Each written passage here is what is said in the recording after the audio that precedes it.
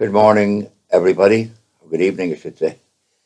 Just wish to remind you that whoever it's relevant to, that the Cooley Environmental and Health Group have an executive meeting on Sunday morning. What we're trying to discuss this year is not how to form a government, but what workshop to have for next January. I was tempted to propose how we would fare out of the if Britain leaves the common or EC market or EC, which looks as a brave chance you will leave. How will that affect Ireland? Well, I do feel that we more or less followed UK when they went in. It was the easiest way around it for trade, but I unfortunately see that we're not competitive in the EC. And we're not up to would you say, the legal loopholes, which to me, it's not justice. Might be legal, all right. A lot of these companies participating. I do feel for a small country like Ireland, we have our share of corrupt people here, I'll agree, like any other country. But it's not for me to be making judgment on people. But we do know, we hear of all the scandals and whatnot. There's a lot of amazement in coming to the fore now. I was brought up maybe in a sheltered world. I would have thought the government would be very, very honest. Are they honest? I ask you. At the moment, they're trying to form a coalition, and it's open. Like the democracy to me is not. It's not a big. Well, it's not as good as it's made. It's a big issue, all right. But what does it mean? This greatest happiness principle. It was based on utilitarianism, a philosophy brought about by Benjamin Mills. You can read about it way back over 200 years ago. And it was to give the greatest happiness principle. Now, Benjamin Mills were two geezers. One was in the American Stock Exchange and one was in the London. So they brought the city up and they agreed to start common markets. Now, initially, a lot of people might have thought it was a great thing. Privatise everything, it'll go better. Nationalise it, it's no good. Right. But what we do see coming to the fore here in Ireland, when you nationalise, when you privatise, there's a lot of middlemen, and especially if it's a government service that takes on privatisation, you're nearly paying an extra salary. You're hiring nurses, you're paying all agents' fees. And we ask ourselves the question, is it not more sensible to pay our own nurses rather than pay agencies? I notice on Rallywarren, a lot of these agents are booked through. There's one man getting 995,000. I thought he was finished. I'll not mention any names because it's not fair. But it amazes me the money that they're throwing out. And it poses a lot of questions. Are we corrupt? Or are we honest? Or are we just? Are we legal? Well, I like justice. And in a democracy, you don't really get justice.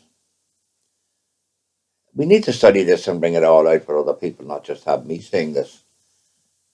But Cooley Environmental Group, I would like to see them. I'm not saying it's going to be the topic decided on, but how we'd fare out of the EC. And we can also have another one, maybe in another strand, we could take the benefits of the EC. It's as broad as well, I was going to say the Suez Canal, but the ocean. It's as broad as outer space there. You could go anywhere and specialise in an area. But I do feel that you can only generalise so much at a workshop because we're just getting some ideas to make a greater awareness among the populace. And of course, the workshop It takes out what the people put in. It's not pre-determined what the answers will be. It's amazing when you hear how people seem very well informed. I studied in that area when I was at university and take a big interest in all that um, type of thing, about the ins and outs. Now, I'm not going to shove my opinion down your neck, but I can just tell you, in Ireland, we're trying to compete in an EC. And if we're doing the thing in a just way, we look at these companies coming in and then they're paying no tax. They probably have a man that knows how to steer in between goalposts. They call that legal, right? Legal, all right. But I think there's conflict between justice and what's legal. What you believe and what you don't believe. Now, that is a big area we could go into again. So I'm just giving you out so many strands you could take on this. Quite a lot of strands. I'm not bringing it into a conclusion here. So when you have a workshop, over the past few years, we always brought out themes that are very relevant, like bullying and things like that, and the various themes we had out. If you just check them, suicide, or big things. Accidentally, the year we brought the water in this year, but we brought it in a very tamed type of way. We didn't want to go into a political argument, which it could very well. Now, I personally don't agree you should pay for water. That's only my point of view. That may not be acceptable. Maybe people loves paying for water, loves paying twice, three times, four times. But this democracy, it's not what some people may think it is. The greatest happiness principle. How do you get the greatest happiness principle, for example, when a minority government is trying to form? And all this proportional representation, it makes it very, very complicated and it's legalistic. And is it just? That's a good question. Is it just that a minority government, say they get 60 seats, can form and they can force another government to join them? No, I don't think so. That's open for debate, of course. It's grand if you can see a government getting power, but if they get too much power, they'll bully. And in fairness, I must criticise my father's favourite party, Fine Gael, because there's a lot of bullying tactics. Acts weren't discussed in the Dáil, they were rushed through, rammed through. It's good to see there'll be some changes on the political front in Ireland, but that brings us back to this EC. At the moment, we have people looking for bigger wages. We're not in a planned economy. We're in this so-called market economy. Free market is supposed to be. And prices are going to have to rise. And it's a vicious circle. You make money with inflation, we know, but if inflation gets out of hand, it's very complicated when you go into the global system.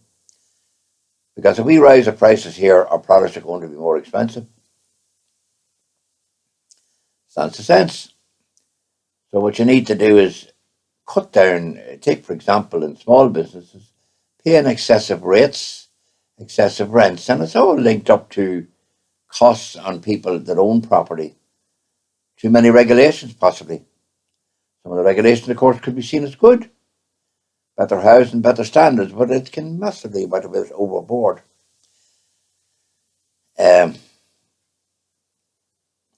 It leaves us massive area for thought and discussion, and we're going to discuss this type of thing now on Sunday morning.